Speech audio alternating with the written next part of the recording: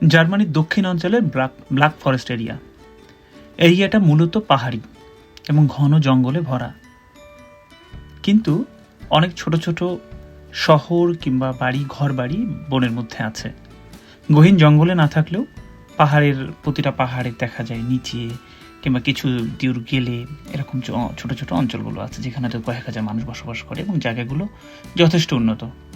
আপনারা দেখলেই বুঝতে পারছেন, যেমন এই যে ব্ল্যাক ফরেস্টের ভেতর দিয়ে রাস্তাটা চলে গেছে, দুপাশে বাড়ি দেখা যাচ্ছে, বেশ উন্নত জায়গাগুলো। আর এই জায়গাগুলো উন্নত হওয়ার মেইন কারণ হচ্ছে এখানে প্রচুর ট্যুরিস্ট আসে।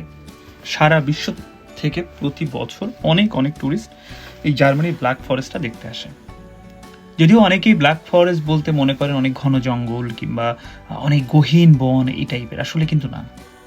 জার্মানি ব্ল্যাক ফরেস্টটা এরকমই ফাঁকা, তবে এর বিশেষত্ব হচ্ছে পাহাড়ি এবং অসম্ভব সুন্দর। বিশেষ করে এটা ল্যান্ডস্কেপটা, মানে এটা ছোট ছোট পাহাড়ের কারণে এবং অনেক ঝর্ণা আছে এবং সব মিলায় খুবই সুন্দর লাগে।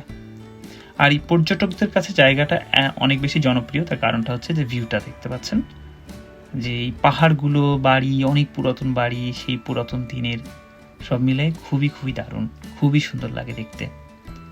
তো আমরা 4-5 জন বন্ধু মিলে এই আমার ছোট্ট একটা গাড়িটা নিয়ে আমরা বেরিয়েছি আজকে। এই যে ব্ল্যাক ফরেস্টে যে ছোট ছোট নদীগুলো দেখা যায়, এগুলো মূলত ওই পাহাড় গলা পানি, ঝর্ণা, তো বেশ খরস্রোত এবং এখানে প্রচুর মাছ পাওয়া যায়। এই জায়গাগুলো দেখেন বেশ উন্নত, সরকার খুব উন্নত করে রেখেছে এবং এখানে অনেক টুরিস্ট আসে, বিশেষ করে এয়ারবিএনবি কিংবা হোটেল এই ছোট ছোট অঞ্চলগুলোতে পাওয়া যায়।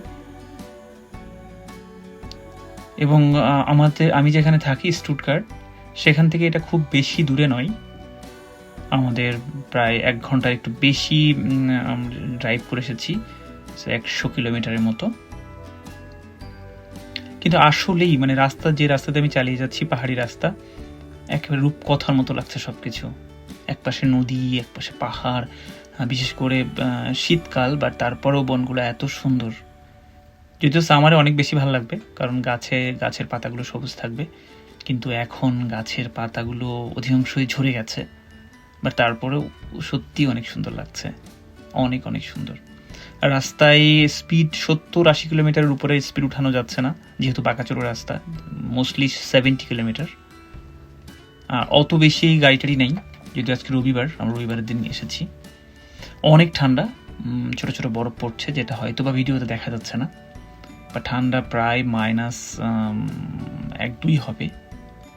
তবে আমরা একটু সামনে যাব, আর একটু সামনে মূলত একটা সুন্দর ফেইরিটেল একটা সিটি আছে, যে সিটিটা প্রায় 1000 বছরের পুরাতন, সেইখানে যাব।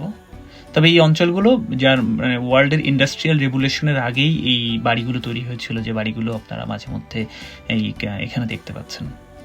তবে গভর্নমেন্ট এগুলোকে সংরক্ষণ করে রেখেছে, এই জন্য অনেক টুরিস্ট আসে। তবে এখান থেকে আপনারা ডানে বায়ে যে বাড়িগুলো, এখানে কিন্তু সাধারণত এগুলো ভাড়াই দেওয়া হয় অনলাইনে এয়ারবিএনবির মাধ্যমে। তবে এখন ঠান্ডা যদি না মানে ঠান্ডার সময় যদি কেউ না আসে, সামারে আসলে এখানে অনেক মানুষ দেখা যায়, অনেক মানুষ আসছে ঘুরতে।